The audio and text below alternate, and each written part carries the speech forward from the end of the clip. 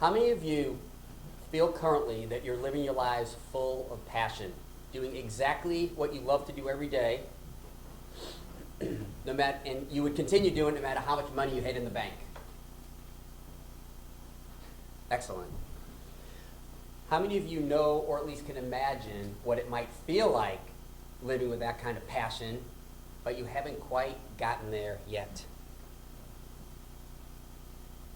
So is it something you're working on, or have you given up on it? When do we give up on the dreams of our childhood and settle for reality? Do you remember the day or the hour or the minute when you decided to say that it was okay to leave your dreams just as dreams? When did we decide that living a practical life made more sense than pursuing a passionate one? Waiting to pursue your passion is like waiting to eat your favorite bowl of ice cream, melting away with the passing of time. The sooner you eat it, the sooner you can enjoy its sweet flavor. But if you wait too long, your passion, like the ice cream, can begin to sour. So pick up the spoon and start eating. This evening, I'd like to share with you the first passion principle to help you pick up the spoon so that you can start enjoying your ice cream. Does anyone think I'm just talking about ice cream? Okay, good. Living with passion is not something you do just for you. It's a gift that you give to all the people you care about. Your family, your friends, your coworkers, the people you meet on the street. The more passion that blooms, the greater the fragrance all of us get to enjoy. The first passion principle that I'm going to share with you this evening to help move you from your current reality to a more passionate life is taking action. Nothing happens until you take action. Your dreams and your passions will continue sitting in your head until you're willing to take a step toward them. Passion that burns in your heart but never makes it into your daily life, none of us get to enjoy that. I'm going to demonstrate, excuse me for a minute.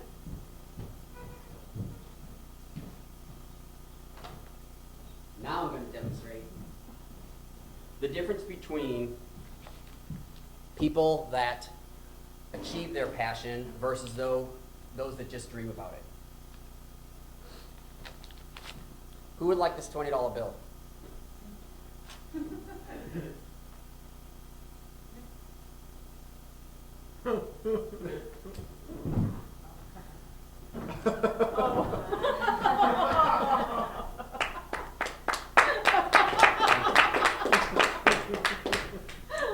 What did David do? He got it.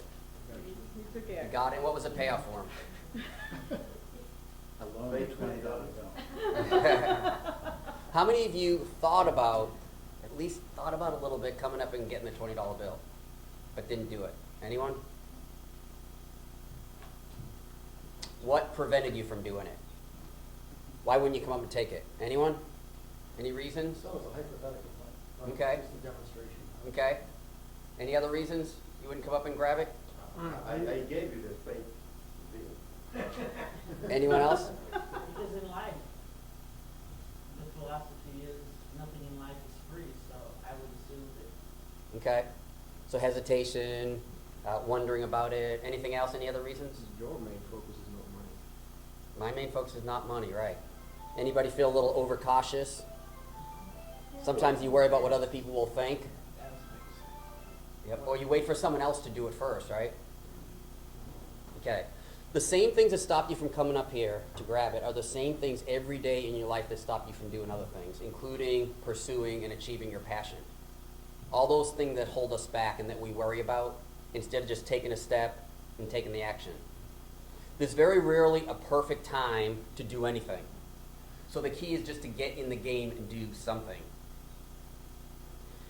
The problem with the ready, aim, fire theory is that most people spend all the time getting ready and aiming, and they're never willing to pull the trigger. Today, I'd like to suggest to you that you stop aiming and pull the trigger. And if you miss, it's okay. You adjust and you fire again, and if you miss again, it's still okay. And you keep trying it, and you adjust until you finally hit your mark. But if you don't ever fire and don't ever pull the trigger, there's no chance at all that you'll hit your mark or that you'll achieve your passion. So make a plan today, and it doesn't have to be perfect, and get into action. Enroll in that class. Join the gym. Start the first sentence of the first chapter of the book that you've been thinking about writing for a long time. Or stop by the volunteer office and fill out an application. If you want to move from a practical but possibly unfulfilling life to a more passionate one, it's time to quit waiting for perfection, inspiration, the right time, or someone else's approval, and just take the first step. You don't have to get it perfect, you just have to get it going. This is the Toastmaster. Well, the first thing is you probably should have given your evaluator the $20. Just saying. For next time, excellent speech, excellent speech. As I well know, you have made a career out of passion, and you certainly are passionate, and you address this very well. In fact, I think I will read the objectives. For our guests, each Toastmaster starts out in a book with 9 projects, and each project focuses on a different objectives. Tom is in project number 9, and it's called Persuade with Power. His objectives are to persuade listeners to adopt your viewpoint or ideas, or to take some action, appeal to the audience's interest, use logic and emotion to support your position, which you clearly did with a $20 bill. The rest of the speech was just gravy as far as objectives go. Now, I think your speech was extremely well organized. Your speeches are always very well organized, but you had a clear opening and steps, and then an ending where you summarized everything. And in the middle, you really kept our interest in a lot of ways. You start off by asking the question about who's living their passion. I'm close, I'm one of those close people, but I kind of looked around the room and I noticed, and some of the people I know about and some of the other people I was really curious what their stories were. And you went on to say how people could make their passion. And unlike most speeches I hear in Toastmasters about how to achieve your goal, you didn't, have a long list of things, be specific, blah, blah, blah, set these goals. It was just one, take action. And you said it in a lot of different ways, and you gave a lot of different examples about how we could do that. Just kept it very, very simple, which was good. If I could offer some opportunities for improvement, it was great that you involved the audience. You asked people to raise a hand. But again, I looked around. I'm like, what's everybody's story? And I got a little distracted thinking about other people, including yourself. I think when you talk about, here's how to live your passion, here's what you do, people are going to look at you and go, well, who is he to say this is what I should do? What has he done? It sounds good, but can he give me an example about how that changed his life? And I think that would help. It wouldn't take much time. I don't think it would add much time to just put parts of your story in there. And I think that would probably just add to an already excellent speech. Again, love the speech. It was very powerful. I look forward to your next one, Tom. Thank you very much.